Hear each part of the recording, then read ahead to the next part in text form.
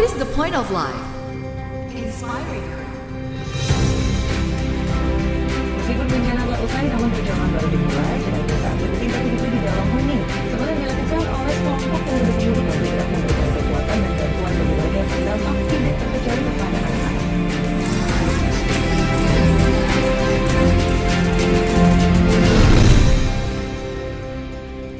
MG listeners, masih di Inspiring Around, Never Get Tired of Inspiring bersama saya Anggi Juniarti. Tadi pagi nih ya, sambil menuju ke kantor, saya melihat akun Instagram yang menarik banget dan juga menginspirasi. Kalau Anda penasaran, coba diambil handphonenya MG listeners, mungkin penasaran mau coba buka Instagram yang menarik ini kayak apa? Buka Instagramnya, tengok akun edi_art_studio. Saya ulang ya, Edi Eko di sama Yankee _art_studio, itu dia. Jadi di akun ini kalau Anda sudah membuka, terpampang deretan lukisan wajah, di antaranya 2 personel grup band Korea Selatan yaitu BTS. Siapa yang sampai sekarang belum kenal BTS? 2 personel yang ada di Instagram tersebut yaitu Kim Sok Jin dan Suga. Yang menjadi unik MG listener, semua lukisan yang begitu indah ini dibuat dengan bahan dasar limbah plastik. Nah, sang pelukis dalam akun ini bernama Edi Suranta Ginting. Dalam unggahannya di Instagram, Edi memperlihatkan proses mengumpulkan sampah dari berbagai lokasi dan kemudian melukis dengan limbah. Dalam akun edi_art_studio ini juga, Edi selalu menyuarakan pada para netizen untuk menjaga lingkungan dengan memanfaatkan limbah plastik. Kami akan putarkan salah satu postingan Edi di Instagram yang meminta warganet peduli menjaga alam. Indonesia adalah negara kelautan terkotor nomor 2 di dunia. Sudah seharusnya 270 juta lebih rakyat Indonesia prihatin melihat keadaan ini. Sebab itu, saya mencoba untuk memanfaatkan limbah plastik menjadi sebuah karya. Dan berharap hal ini bisa memberi manfaat serta menginspirasi kita semua. Maka, marilah kita sama-sama belajar untuk mengurangi pemakaian limbah plastik demi Indonesia yang lebih baik.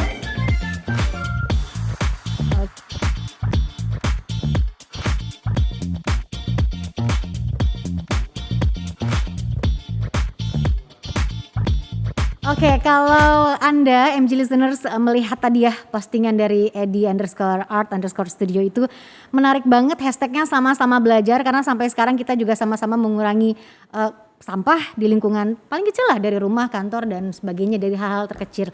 Itu keren banget karena gerakan yang gak bisa dilakukan sendirian, pastinya bersama-sama. Dan gak usah lama-lama deh ya, daripada saya ngomong sendiri, mendingan kita langsung aja ngobrol dengan sang pelukis limbah plastik Edi Suranta Ginting. Selamat pagi Bang Edi. Halo, selamat pagi semuanya. Di studio. Selamat pagi, Baik. Anggi. Semangat pagi terima kasih. menebar inspirasi di Inspiring Around. Kan kita sudah dengar nih ya beberapa informasinya. Kabarnya sudah 2 hari begadang mengerjakan lukisan ini. Lagi ngapain sih, lukisan apa kali ini Bang Edi? Iya, kebetulan saat ini lagi melukis pesanan dari beberapa orang juga. Kebetulan kali ini agak-agak jauh, makanya beda negara juga.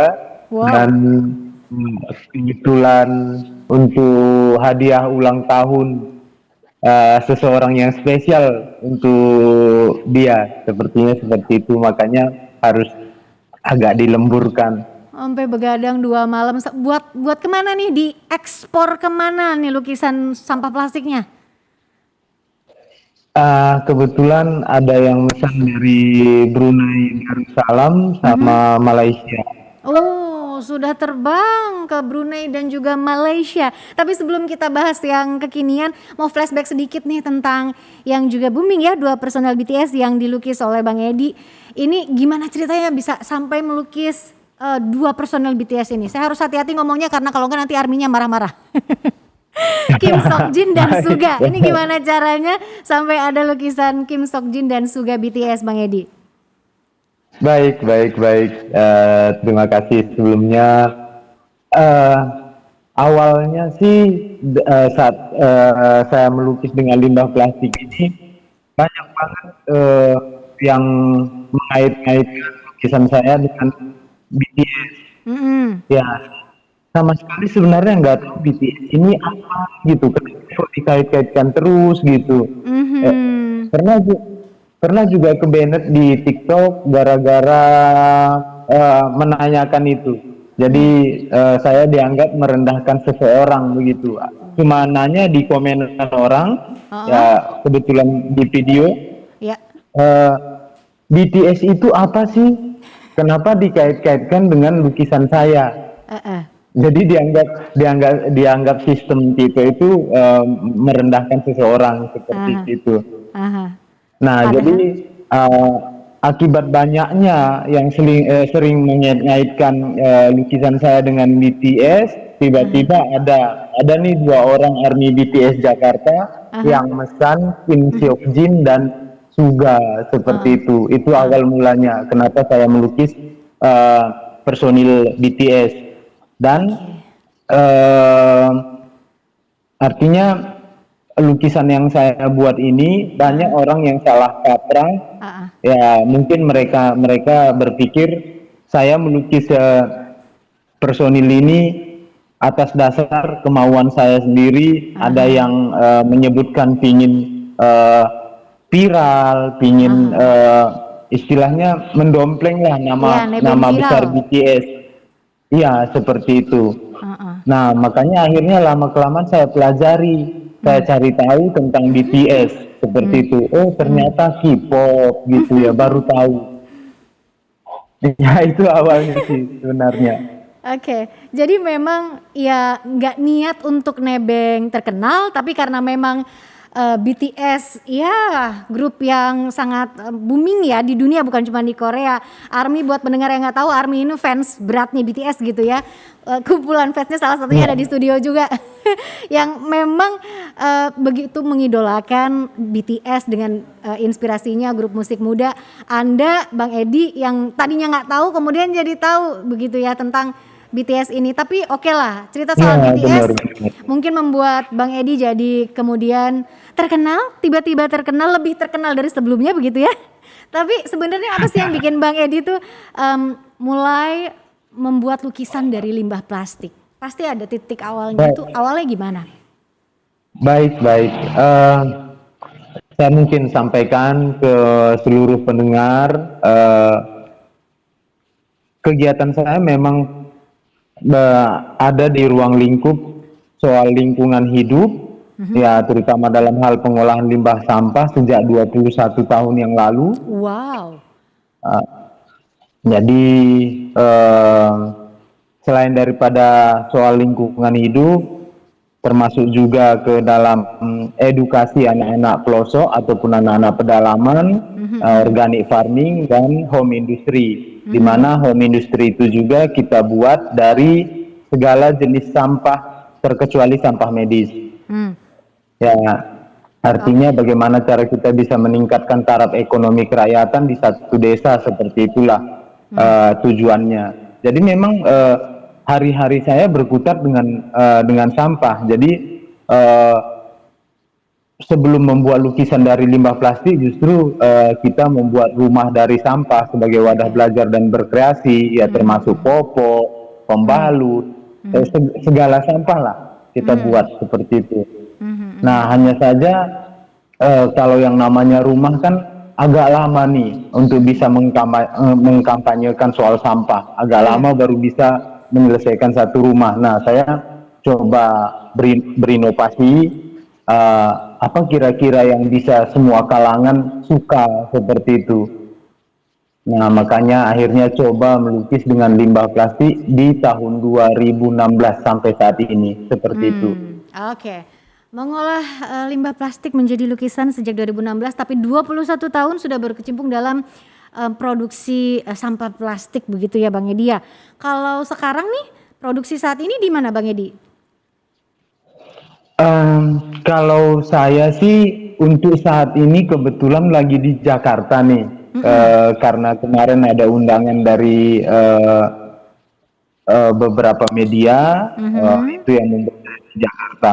Jadi sebelumnya saya baru mulai eh, coba menjejaki di Kota Palangkaraya. Tapi selama 21 tahun ini saya nomaden, berpindah-pindah dari satu daerah ke daerah lain, Oke. di mana tiap kali saya membuat satu kegiatan dan di desa tersebut sudah ada yang mampu melanjutkan kegiatan itu, saya pindah lagi ke daerah lain dan coba membuat kegiatan yang serupa juga seperti Oke. itu. Oh, oke. Jatuhnya seperti kampanye door to door tapi keliling daerah gitu ya Bang Edi ya? Iya, benar. Oke, kalau untuk pengolahan sampah, limbah plastik sudah biasa. Tapi kalau untuk melukisnya sendiri, Bang Edi ini memang pernah belajar khusus melukis atau lahir dari sananya bisa melukis? Gimana Bang Edi? Iya, baik. Kebetulan memang basic saya seorang pelukis. eh, saya melukis sejak tahun 2000 sampai saat ini. Hmm. Jadi fokusnya memang pada lukisan. Dari awal itu fokus pada lukisan, tetapi karena memang saya suka camping juga, suka alam seperti itu, makanya benar-benar saya menjatuhkan diri untuk bisa terlibat juga. Ya setidaknya ada sedikit kontribusi lah, walaupun hanya hal kecil untuk perbaikan lingkungan seperti itu. Oke, kalau tadi saya lihat beberapa di Instagram ini menarik ya, lukisan dari limbah plastik ini jatuhnya kadang seperti mozaik gitu. Saya yang awam lukisan gitu ya. Tapi sebenarnya kalau untuk Bang Edi sendiri, aliran lukisannya ini kemana nih Bang Edi? Kalau saya sendiri akan stylenya surrealisme. Nah, jadi dalam saya melukis ada dua versi yang selalu saya lakukan. Kebetulan karena saya berkegiatan di bidang edukasi anak-anak pedalaman, jadi apa nih kira-kira kontribusi yang bisa saya lakukan untuk bisa mensupport juga, terutama soal-soal peralatan untuk edukasi bagi mereka, karena mereka sangat sulit ya untuk mendapatkan pensil aja. Iya. Itu harus jauh dari desanya mereka ke kota, itu bisa berhari-hari jalan kaki begitu. Nah, makanya saya buat lukisan pesanan atau made in order dan juga lukisan idealis saya. Jadi artinya lukisan pesanan ini memang pure artinya pendapatan dari lukisan pesanan ini memang pure untuk membantu mereka beli buku, sepatu, tas dan sebagainya.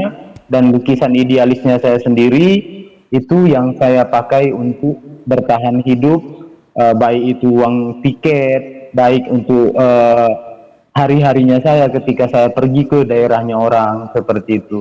Aduh luar biasa, tetap bisa idealis dengan membuat lukisan yang memang dari ide sendiri tapi juga membuka pesanan dari luar ya Bang Edi ya. Penasaran nih saya nih, harga Benar, lukisannya nih paling murah sama paling mahal berapa kisarannya Bang Edi?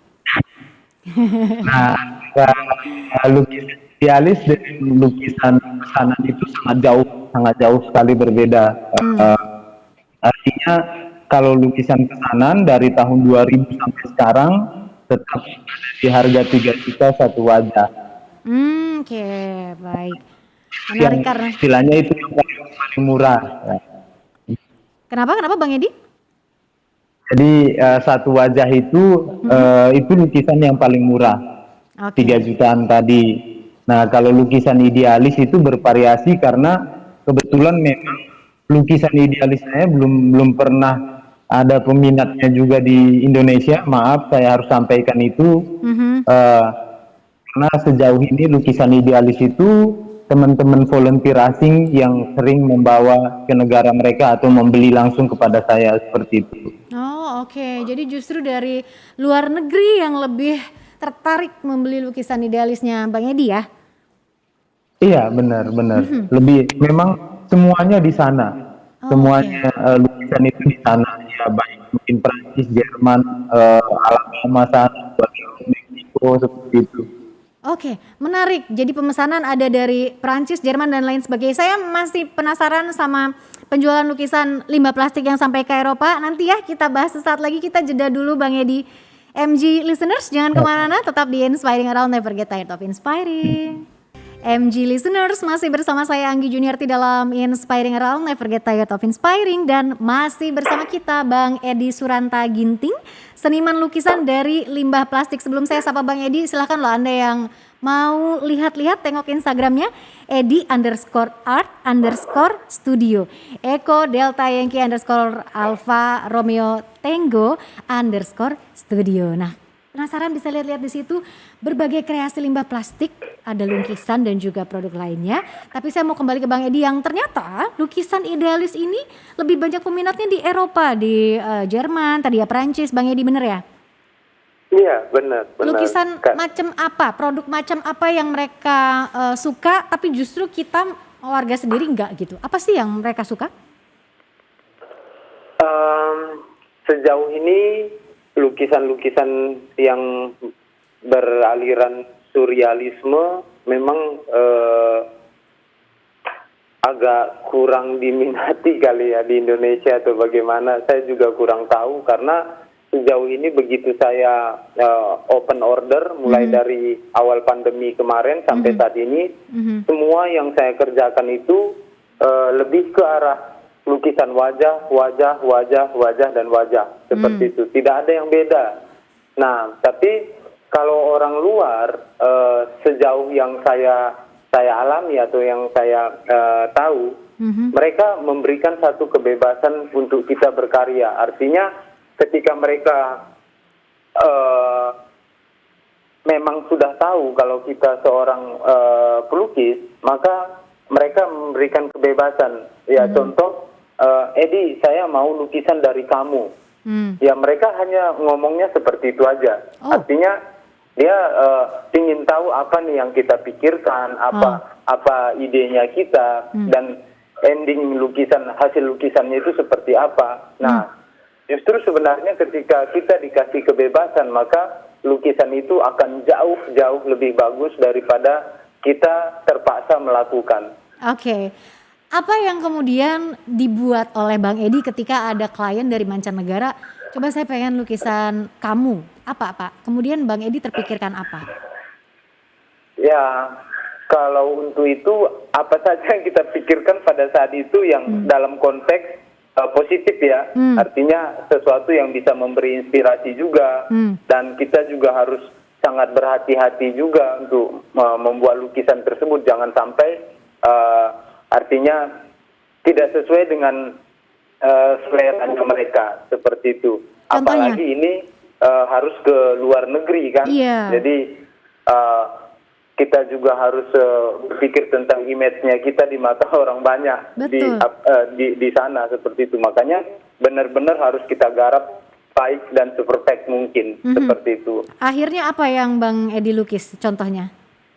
Ya, salah satu contoh seperti selamatkan bumi, selamatkan generasi. Nah, kebetulan orang-orang luar atau volunteer-volunteer selama ini datang ke proyek saya, itu memang selain daripada penggerak lingkungan, juga pekerja seni juga seperti itu. Jadi otomatis saya akan selalu membawakan soal perbaikan lingkungan lah seperti itu.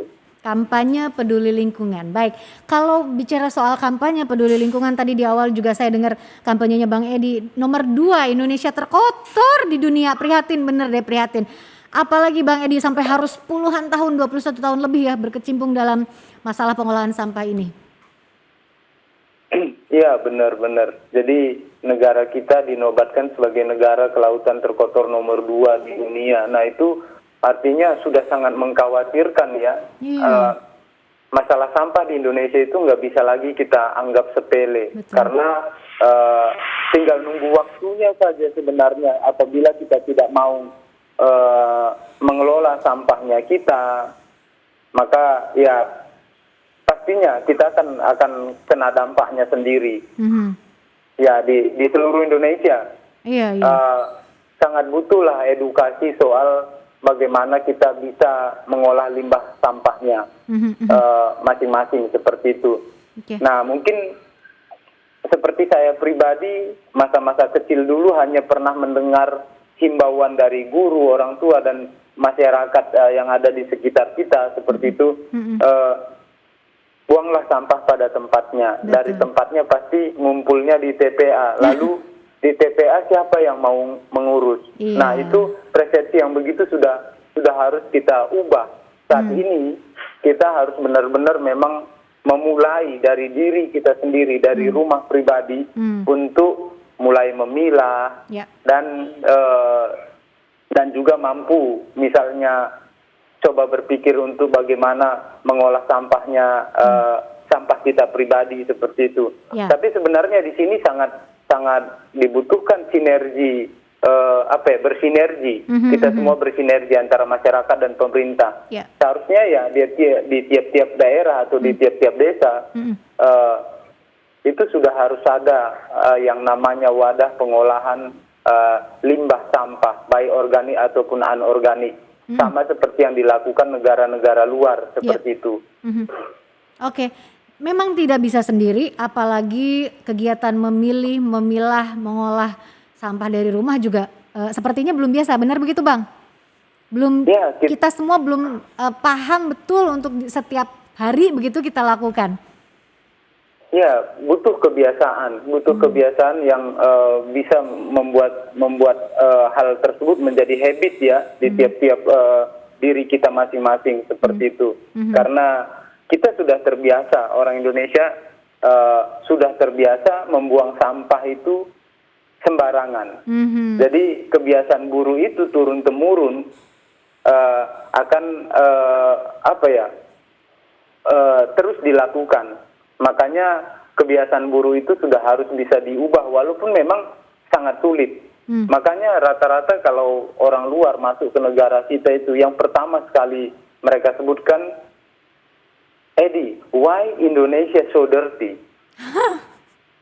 Sedih ya? Ya sangat, saya miris banget untuk mendengar itu. Ya, because why we must do something together. Kenapa kita harus melakukan semuanya sama-sama gitu untuk bisa memberikan sampel ataupun contoh kepada masyarakat luas agar mereka bisa setidaknya tidak membuang sampah sembarangan. Makanya kita saat ini berfokus pada anak-anak agar anak-anak sudah mulai terbiasa sejak dini dan memahami juga apa nih manfaat sampah, apa dampak sampah, seperti itu. Oke, mulai dari hal terkecil, dari anak-anak generasi penerus bangsa, buang sampah di tempatnya dan mengetahui beberapa jenis untuk pemilihan sampah. Kita kalau ngomongin kekurangan kayaknya nggak akan selesai, tentu perlu solusi. Salah satunya yang sudah Bang Edi lakukan, mendirikan rumah kreatif juga salah satunya ya. Apa sebenarnya rumah kreatif ini Bang Edi? Baik, di setiap daerah di mana saya berkegiatan kita memang selalu membuat wadah belajar dan berkreasi, artinya menjadi tempat ya untuk anak-anak belajar terutama bahasa asing bagi anak-anak di pelosok yang bertujuan agar setidaknya mereka bisa nih setara dengan anak-anak yang tinggal di kota yang penuh fasilitas semua dan mudah untuk mendapatkan segala hal. Nah, bagi anak-anak di pelosok itu sangat sulit. Jangankan bahasa asing, bahasa Indonesia sendiri belepotan begitu loh. Nah, jadi itulah pentingnya kita buka atau kita buat wadah-wadah untuk belajar dan berkreasi agar bukan hanya anak-anak, tapi masyarakat juga bisa berkreativitas di tempat tersebut. Dan karena memang nantinya juga itu akan menjadi milik mereka yang harus mereka kembangkan kembali untuk memberikan virus-virus positif kepada orang banyak seperti itu. Jadi makanya di tiap-tiap kali kita buat jungle class ataupun kelas belajar, nah itu bayarannya adalah sampah. Jadi secara tidak langsung yang tadinya mungkin orang tua ataupun tidak ada berpikir tentang bagaimana mengumpulkan sampah, akhirnya mereka mengumpulkan sampah agar anaknya bisa ikut belajar. Oke. Seperti itu. Bayar sekolah dengan sampah begitu ya. Oke. Lalu Iya, benar. ya, kampanye seperti ini sudah Bang Edi lakukan keliling Indonesia, kota sampai ke pelosok. Ada cerita menarikkah tentang edukasi pengolahan sampah selama ini, Bang Edi? Ya, banyak sih. Yang paling berkesan kesan-kesan. mungkin. Ya, ketika kita masuk di satu daerah, yang paling sering itu kita dianggap selalu membawa misi-misi tertentu atau membawa hal-hal politik tertentu seperti itu. Dan tidak jarang masyarakat meminta bayaran mereka ketika mereka kita ajak untuk melakukan perbaikan di desa mereka, seperti itu. Nah, jadi perlahan-lahan ya saya sampaikan, saya datang dari Medan jauh-jauh ke kampungnya Bapak atau kampungnya kalian, ya justru saya sendiri tidak ada yang mau gaji. Bagaimana cara saya untuk menggaji kalian? Nah, sekarang kalau kalian mau menciptakan uang sendiri, ayo kita bangun home industry dari hal-hal yang mungkin sama sekali tidak ada harganya menjadi sesuatu yang bernilai seperti itu. Nah, jadi penghasilan mereka kita bisa dapatkan dari kreativitas tersebut. Makanya sejauh ini tidak pernah luput dari kegiatan home industry. Kita buat di tiap-tiap daerah di mana saya berkegiatan. Oke, kampanye lingkungan, menyelamatkan lingkungan dari sampah, sekaligus juga memberdayakan daerah, menambah pendapatan daerah bahkan ya. Tidak akan cukup ya kalau kita ngobrol tentang masalah lingkungan karena banyak sekali kisahnya. Tapi terakhir Bang Edi, apa yang ingin Bang Edi bagi kepada MG listeners nih, apa nih hal-hal kecil yang bisa kita lakukan sekarang juga untuk mengurangi sampah? Yang pertama ya ubahlah mental kita, artinya kita harus merevolusi nasional mental ya, itu yang pertama. Yang kedua, mulailah peka akan bencana-bencana yang terjadi di negara kita, di masing-masing daerah ya. Dan yang terpenting itu, mulailah satu perbaikan itu dari diri sendiri. Ya, agar kita juga nantinya bisa menjadi motivator ya bagi orang banyak supaya kita bisa terbebas dari bencana. Ya, intinya yang saya sangat harapkan itu ya semua kita harus bersinergi mulai dari sekarang untuk melakukan satu perbaikan, karena apapun yang kita lakukan dalam konteks perbaikan itu kepentingan kita bersama juga. Jadi jangan pernah abaikan yang namanya perbaikan lingkungan, karena kita hidup di alam. Nah, bayangkan kalau alam tersebut sudah murka, apapun yang kita punya itu nggak ada harganya sama sekali. Betul. Terima kasih sekali Bang Edi Suranta Ginting sudah berbagi inspirasinya di Inspiring Around pagi ini. Mudah-mudahan lancar proyek untuk negara tetangga ya. Ini yang membuat Bang Edi begadang. Mudah-mudahan 1 jam bersama kami nggak terlalu mengganggu konsentrasi ya Bang Edi ya. Sukses, terima kasih. Salam sehat selalu Bang Edi, selamat siang. Amin, sehat dan berkah selalu. Selamat siang.